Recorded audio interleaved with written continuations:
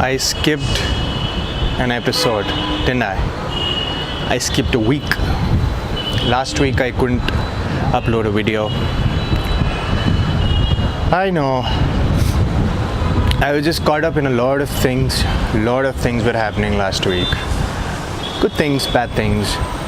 And then it was so overwhelming that I just did not, like I knew it was Friday and that I had to put out a video on Friday or Saturday as I've been doing regularly.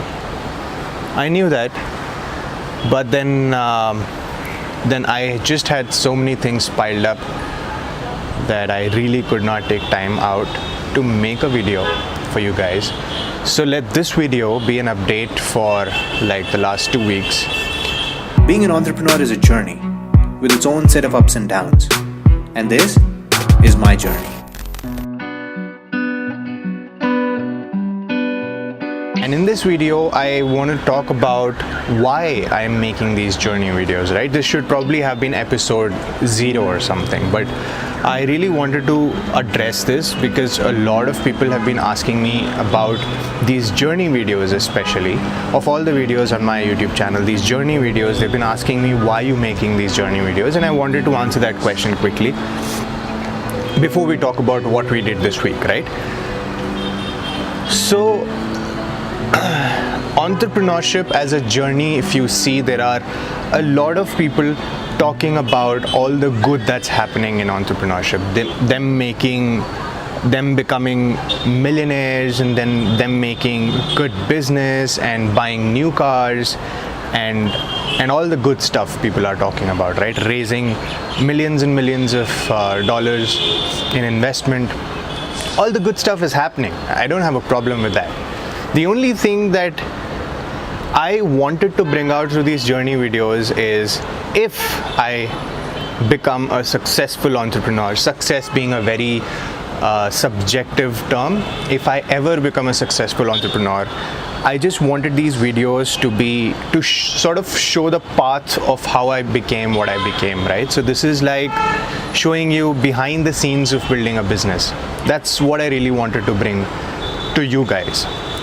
I don't know how this is gonna go. I don't know how the business is gonna pan out. I don't know if I will be successful at all. I have no idea. But then success or failure, at least you guys will have sort of a behind the scene look at what goes about in building a business, at least here in India or wherever I end up being, right? So that's the idea behind starting a series of journey videos. That's the reason I started with it.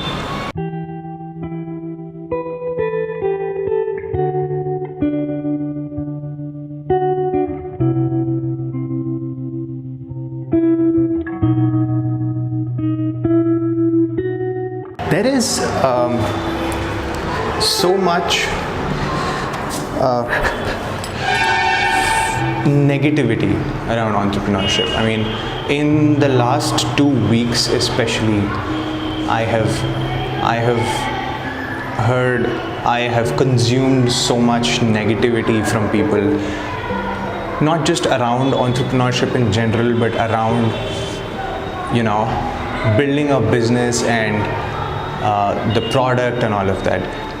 See, first off, building a business is not something that can happen overnight. A lot of entrepreneurs, a lot of startup founders with good deep pockets have given an impression that it's possible to build a successful business overnight. I know that impression is out there, but then to build an actual traditional business from scratch is not something, in my opinion, that can happen overnight. It's a game of patience at the end of the day, and you and I, we just have to be patient. We just have to explain the product to people. We just have to put things out there and see where the product can take us. We have to approach our clients by our own selves. In a space where your product is new to the market, there is going to be obvious resistance, right? One interesting story that I want to tell you guys, and something that I learned the hard way really this week, is the fact that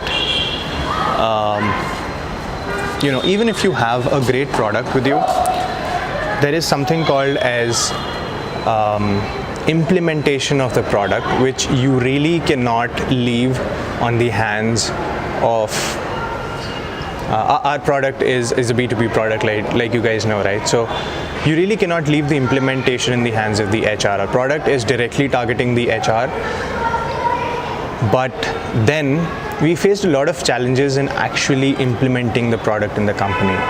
So this, even though there is good feedback for our product, even though the senior HR folks of the company have given us really great feedback about the product, they're not able to use the product in the company, primarily because it's an implementation problem at the end of the day, right? Primarily because the employees wouldn't really have any sort of incentive to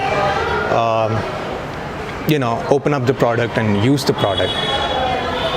Any product that we bring to the HR, the fundamental reason why we want to bring this to the corporates is because we want employees to develop their skills so that they stay relevant, so that they stay productive, so that their productivity increases, and that adds value to the company, right? That's the value proposition that we're providing. But what if employees do not want to improve themselves? Not because they don't want to improve themselves because of their mindset, but what if employees do not believe that there is scope for improvement? What if employees think that they are very good at where they are very productive, they have the skills that are required for the role? What if all of that happens? And we're beginning to see that in India, a lot of Indian companies, especially at higher roles, this sort of is true, and in a lot of companies, the HR is sort of struggling with this problem, how to bring about a change in leadership, where every leader, once you attain a certain position in a company, begins to think that they're the best, right? For the lack of better words, this is a genuine problem. I am of a strong belief, I strongly believe that there is always scope for improvement. You cannot be 100% in your skills, ever. There is always a scope for improvement, and that's how I roll.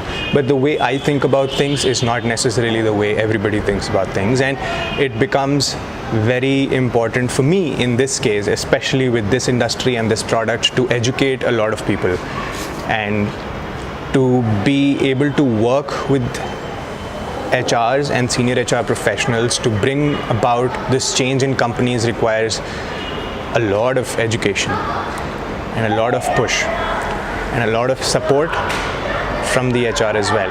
See, I here with the product really cannot bring about a change unless I have the hands and feet of the HR of the company who really have to work with me here, right? So this is something that we learned in the past 2 weeks. It's not a deal breaker. It's just a new lesson we have to figure out a way to implement, figure out a strategy to understand how we can encourage people to use the product, how we can encourage people to learn and reskill themselves, how we can encourage people to think about their own set of skills and improve themselves so that they are more productive.